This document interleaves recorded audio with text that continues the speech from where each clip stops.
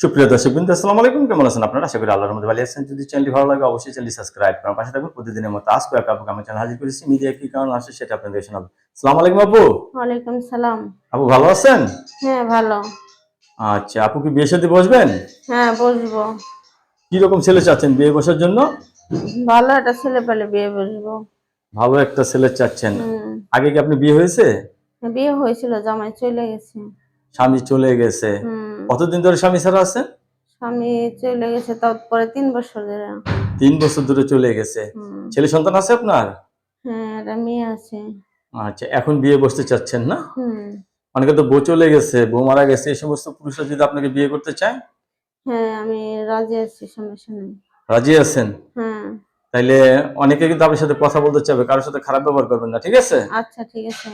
দর্শকই আপুর কথাগুলো শুনলেন। আপুর স্বামী নেই, তো আপু নতুন করে সংসার করতে চাচ্ছে। ছেলে যে বয়সেরই হোক, আপুর কোনো সমস্যা নেই, ঠিক না?